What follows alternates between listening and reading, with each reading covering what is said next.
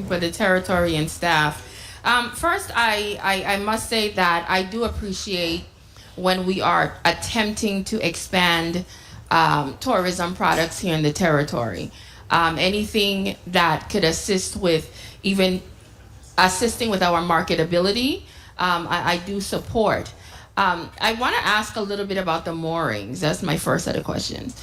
What is the can this business exist without it, or is it a necessity on your part, whether for additional finances to come in your direction? What's the purpose?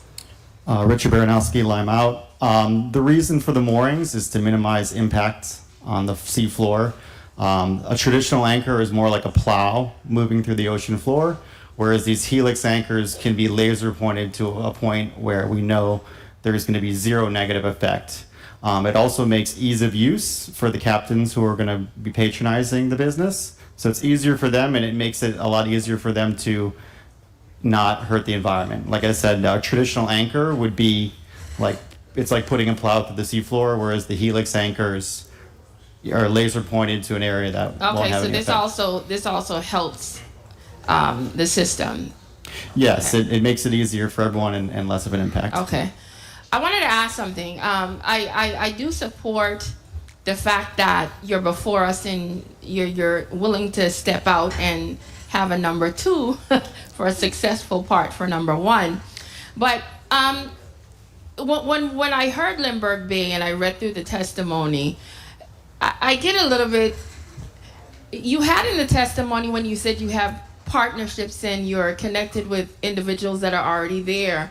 And I knew there was another set of businesses there that had a lot of pushback and fight from the same individuals. So I'm trying to understand why you guys are getting a red carpet treatment while the next set of locals were getting basically harassed. I mean, is it something different business-wise, or do you guys, how is that set up with you? I'm not sure exactly, this is Richard Baranowski, Lime Out. I'm not sure exactly what instance you're talking about, but I can state that, we've built our business on creating successful relationships with everyone and making it a win-win for everyone involved with us, from the shuttle operators, from, taxi drivers, all of that stuff. We're creating an environment where everyone can make some more money, not just us. We are currently working with everyone on the beach to try and create 30 seconds. create relationships with them that are going to be. Everyone on the beach, do you work with the hotels as well? We are working, yes, we are working with Emerald Beach to try and create some kind of shuttle that is not all finalized yet. We're also working with Fun Time, and yes, those are the two people we've been in touch with. Okay. Well, my time is coming to a close. I do support this project. Once it's done in a correct way, I support anything that will assist us in giving more additional tourism products, as well as, this is more jobs in the territory. But outside of that, I'm interested in understanding why I almost see a completely different interaction when it comes to another business that was also on the beach. But thank you so much. Thank you, Senator. Thank you very much. Good day to my colleagues. Good day to the people of the territory, testifiers. My first set of questions has to do with Cigna. When it comes to, as you say, medical necessity, what are usually the situations around that if a claim is denied? I know you guys were talking about appeals just now, but, I've had situations where, or I've heard of situations as well, dealing with specific Cigna deciding what is considered a medical necessity. How do you handle those particular situations? So, Marco Vitiello, the medical director for Cigna. We don't decide necessarily. We use the best practices that come down from the various colleges. So, for example, the American College of Radiology has a list of what is considered appropriate for radiographic services. We typically adopt those. Occasionally, there may be some modifications, but that's the rare occasion. So we take our cues from the various colleges and the best practices. Oh. This is typically done throughout the industry, and almost everybody uses the same set of best practices. Okay, thank you for that. I asked a question previously when the insurance representatives were before me in regards to prescriptions. A situation that I'm fully aware of, for example, a prescription that was recommended by doctors here was denied consistently, but when the individual stepped foot in the US, they were approved. And I was told that that does not happen. And when I was told that, we tried again. Same identical outcome. So how do we have technically, does the insurance differ because we're here in the Virgin Islands versus us trying to get the same prescription here versus us trying to get it in the US? Good afternoon. Polly Sahi, Cigna Healthcare, Senator Heiliger. I'm actually familiar with that instance that you were referring to. In that specific case, for that particular medication, the local pharmacies do not keep them on stock. So in order for that particular medication to come through to the Virgin Islands, it would have to be requested by the pharmacy itself. There would not have been any difference for them to fill it here versus stateside, but I understand in that particular instance, there was some information that was shared that was different. Well, the reason why I know is I was the person standing there trying to get it cleared.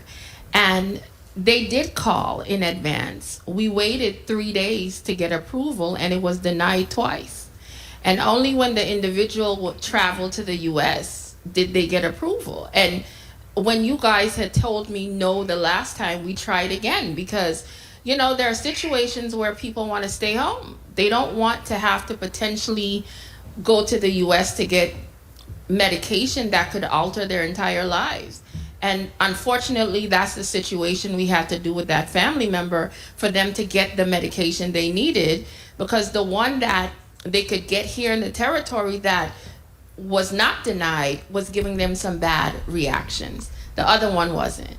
So I need some clarity on that because I'm being told two different things and that's not the reality. That's what's actually happening. So I'm not going to hold you up with that, but you know, if I'm aware of it and it's happening to me and family members, I don't know other people that might be going through that same situation. That's why I brought it up. Did you guys say time? Mm-hmm. Oh. Good. You're coming close, but you still have time. The other question I wanted to ask about was, I know that based on voting and the decision-making process, the premiums will go up slightly this go round. And you know, I understand why, and I understand that we have to have a happy balance and medium, trying to provide insurance but still making sure when it comes to funding there's a happy balance.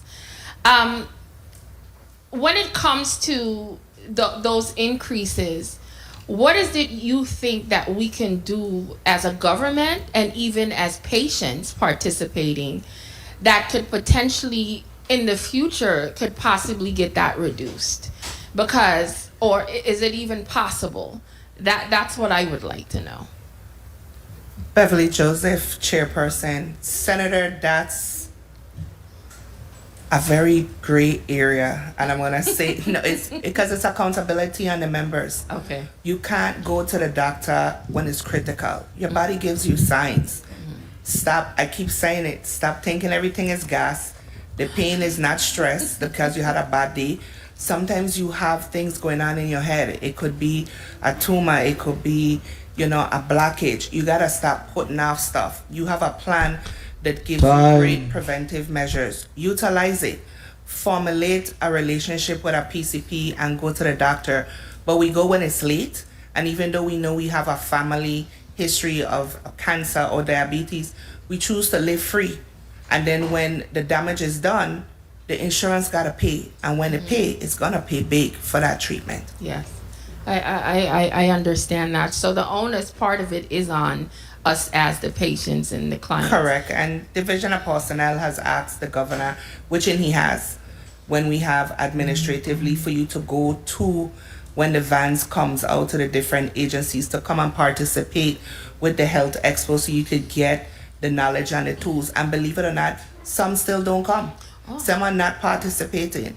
So it's not that the employers are not giving it time and the government gives you the time off, 2 hours, 4 hours.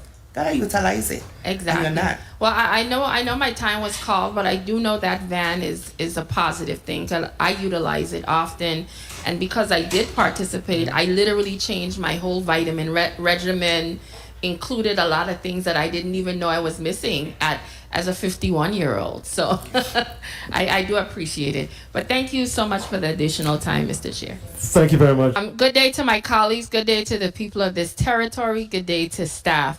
I rise for support in all of the pieces in this block. We had an opportunity in the Rules Committee to really vet and really have conversations with all the nominees for the various boards.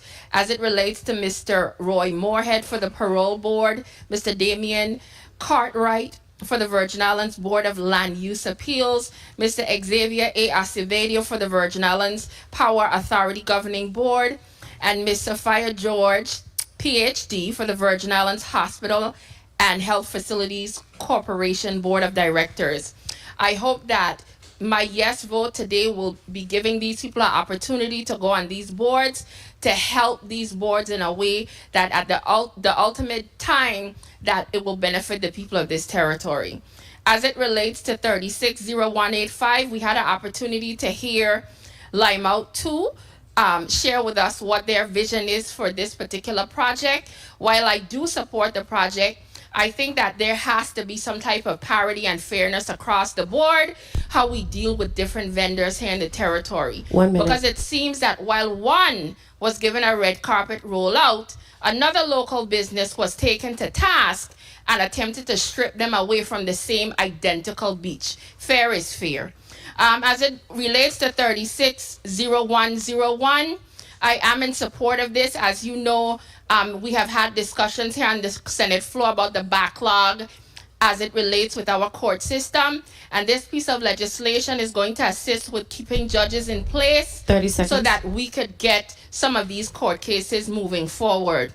36.0112, this piece of legislation has to do with increase as it relates to payment in order to file within the court. It's doubling it from 75 to 150, as well as making the 9% across the board as it relates to settlements, the settlement interest. So I do support all of these pieces of legislation, and I look forward to voting in the affirmative. Thank you, Mr. Chair. Thank you very much, Senator. We have 2 minutes to speak about 32 bills.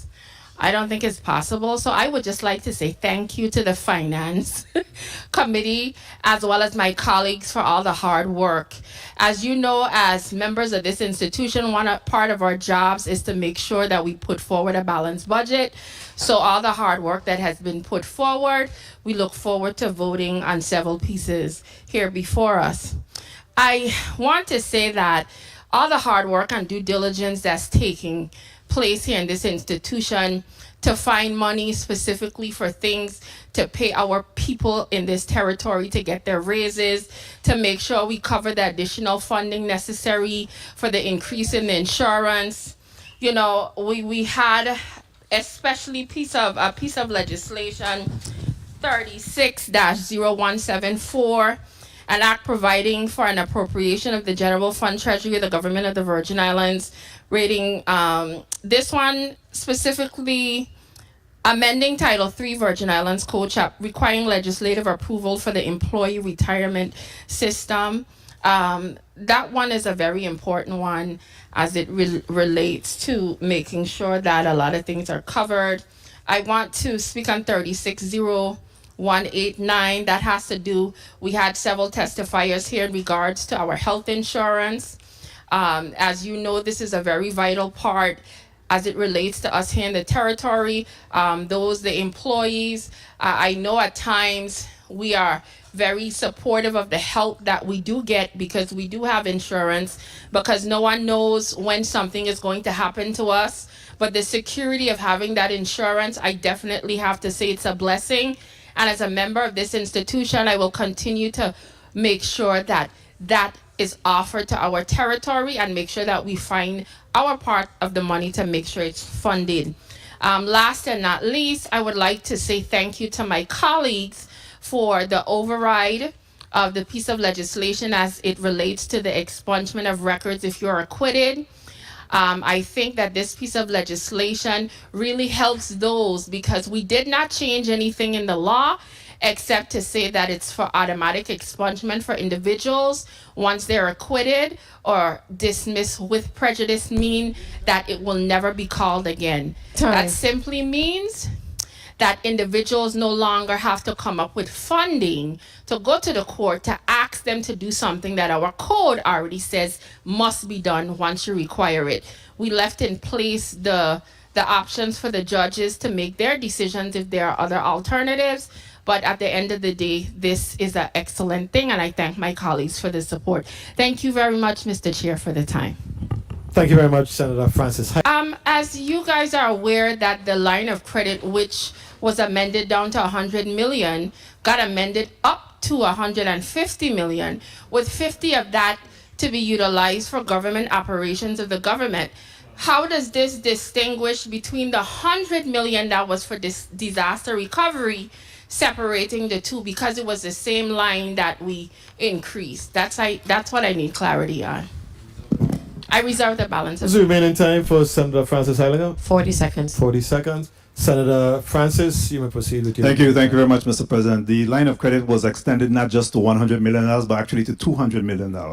And the $50 million is for operating costs. This amendment seeks to allow for the $200 million that have been 30 seconds. allowed for the FEMA programs for disaster recovery, then again to be reimbursed when so needed. Additionally, this surpassed the administration. This has nothing to do with the administration. It has to do with the disaster recovery program. And this will not disenfranchise anyone from coming before this body, again, to ensure that we're you continue to monitor the reimbursement, the use of the credit line as required. They have to notify this body on a quarterly basis of the use, reimbursement, and all activities associated with the line of credit. I reserve the balance of my time. Thank you very Again, much. Your time has expired, the Senator line Francis. of credit was increased specifically by additional $50 million for government operations to pay bills. I need to understand that there's a differentiation 30 seconds. with the monies that is going to be utilized for disaster recovery, or we're going to have that additional $50 million open-ended for the government to keep using, because our goal when we approved that was to shut it down, that section of the money, by the end of this administration, so that they didn't have an additional 50 million being rolled over to add cost to us. So I need to know, does this bill set a clear demarcation between those disaster recovery funds and Time. that additional 50 million? I reserve the balance of my... Thank you. All time has expired. Roll call on the amendment.